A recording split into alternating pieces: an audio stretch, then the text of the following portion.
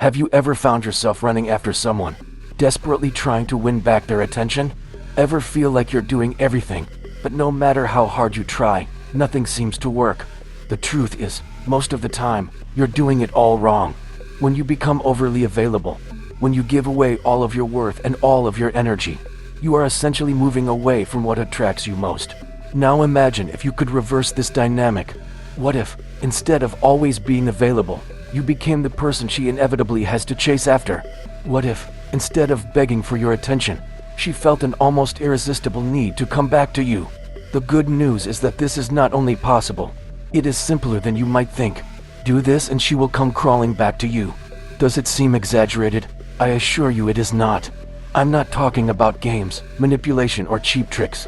I'm talking about applying principles that create a real change in the way she perceives you and the power you wield over the dynamics of the relationship. The moment you learn to master these behaviors and mindsets, everything changes. And the most impressive thing, without having to chase, without begging, without losing your dignity, all you need to do is focus on yourself, your evolution, and use the power of self-reliance. Now, you might be wondering, how exactly can I make this happen?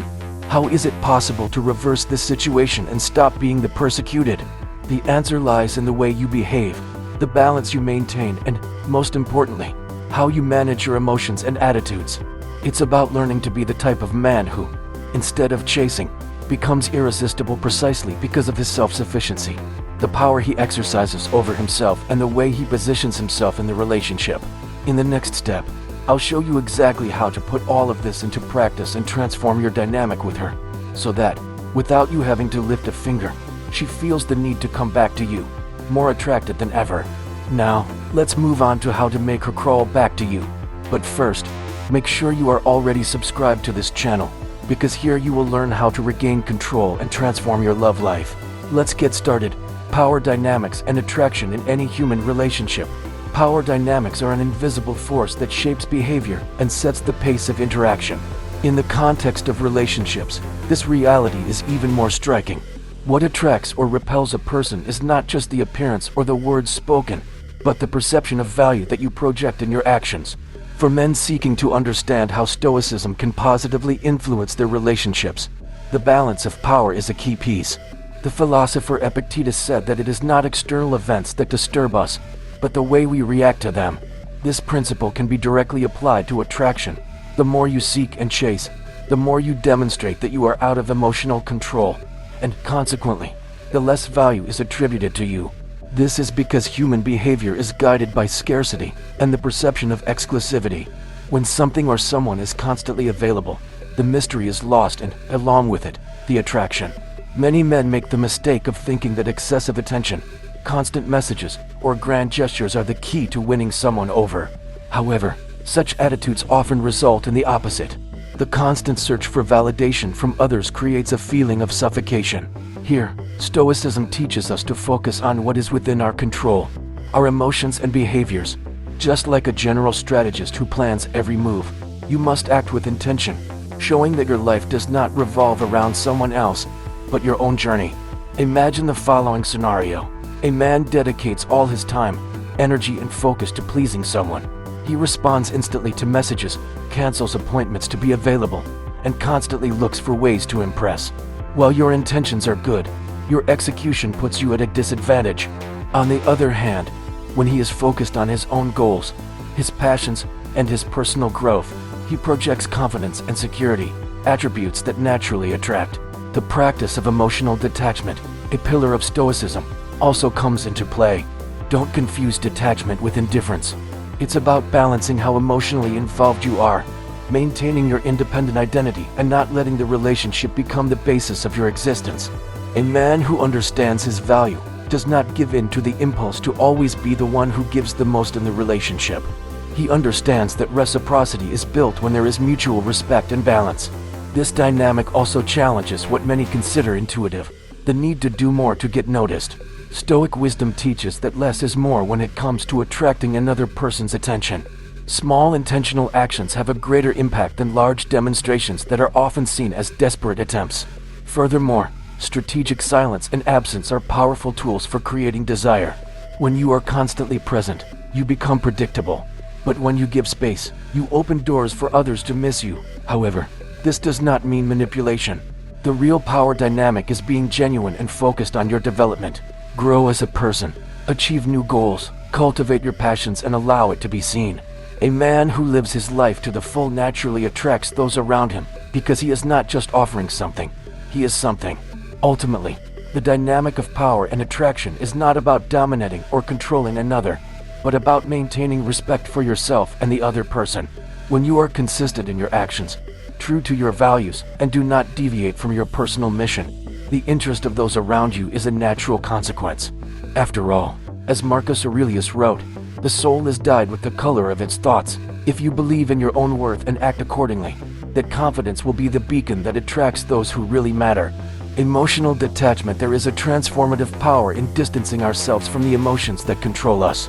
In Stoicism, detachment does not mean the absence of feelings, but rather the ability to manage reactions.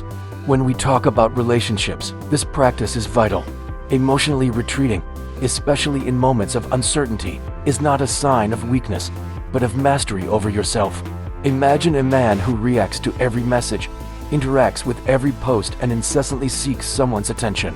He thinks he's showing interest, but in reality, he's offering something that should be rare: his unfettered emotional presence.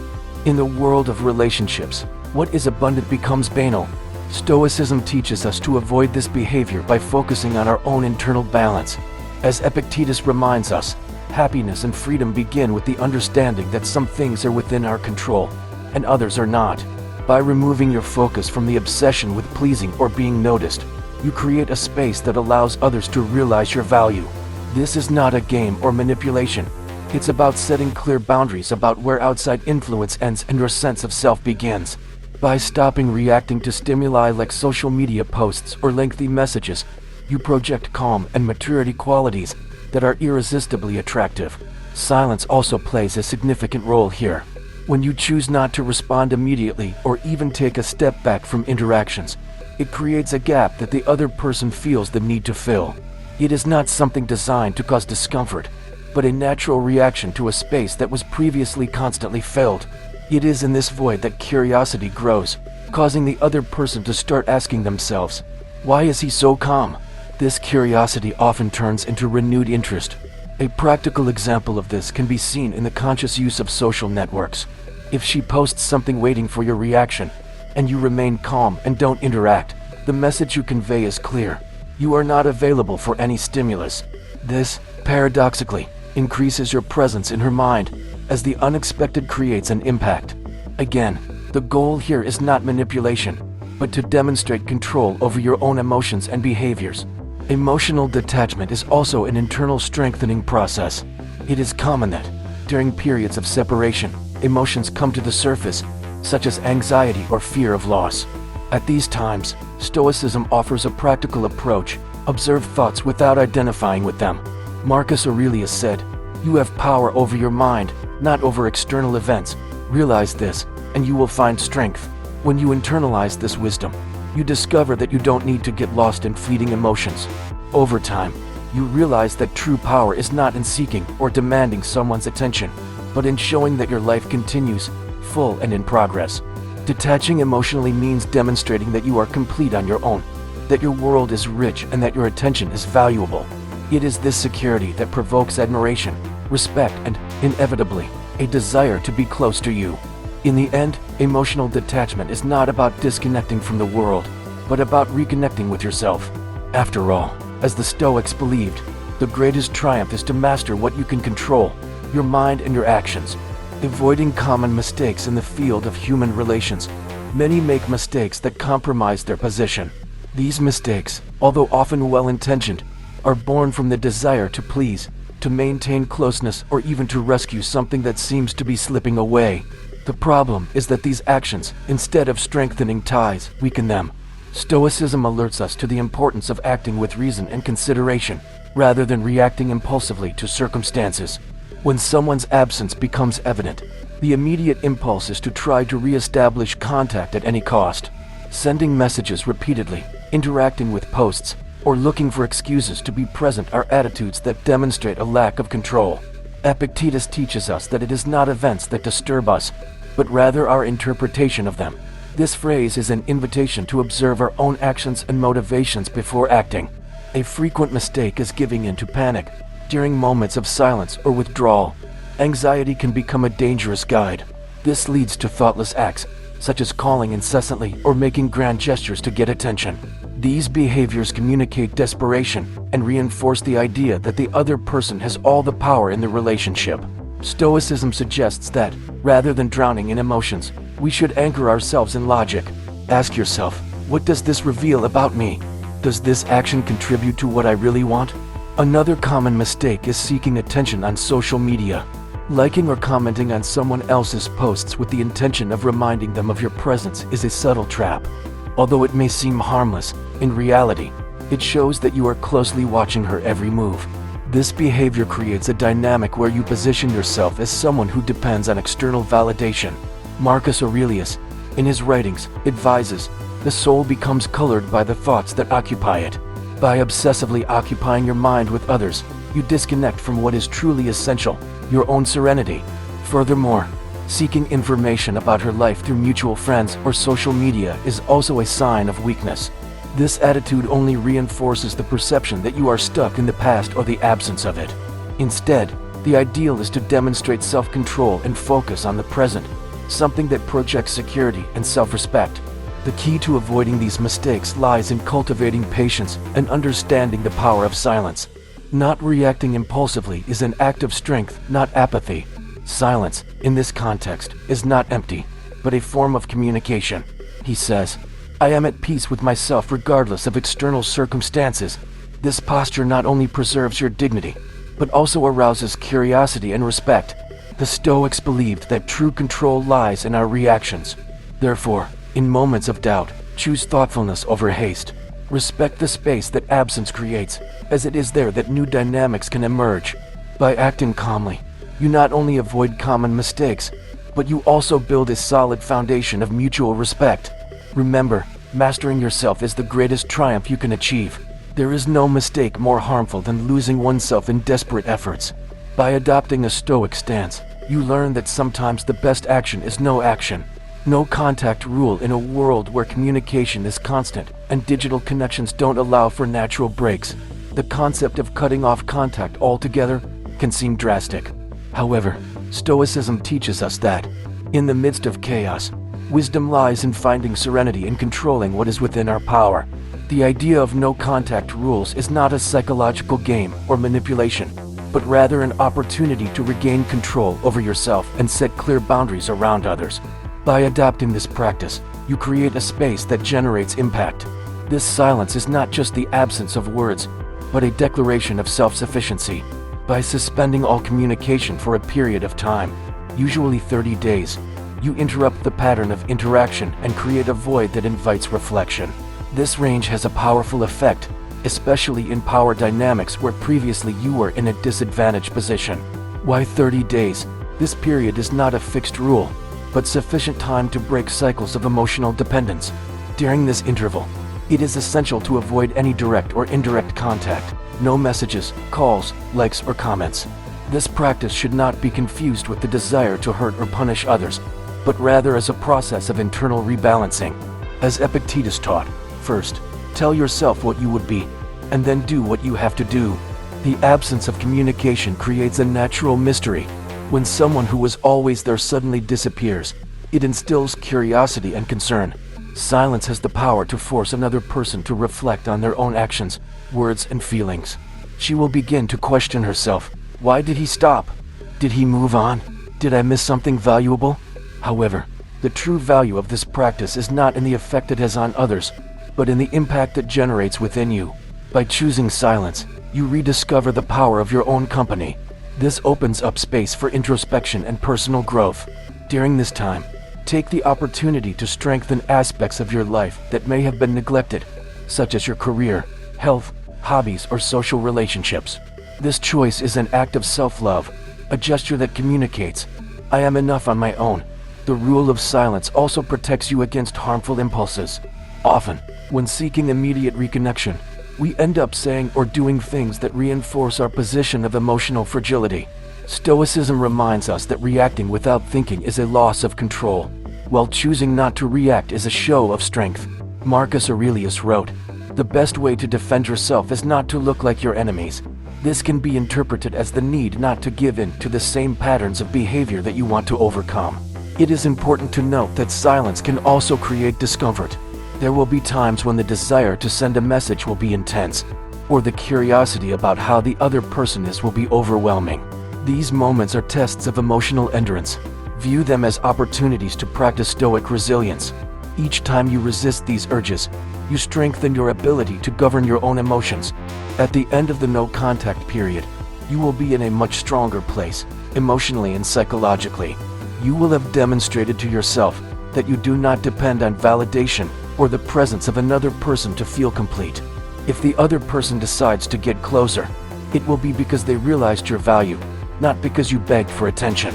Otherwise, you will have built the strength you need to move forward without resentment. Self-improvement and heartbreak as fuel pain, often seen as something to be avoided, is actually one of the most powerful tools for personal growth. In Stoicism, we learn that adversity not only tests our character, but also shapes us, transforming weaknesses into strengths. When we deal with heartbreak, especially in relationships, we have the opportunity to redirect that emotional energy towards something constructive, our own development.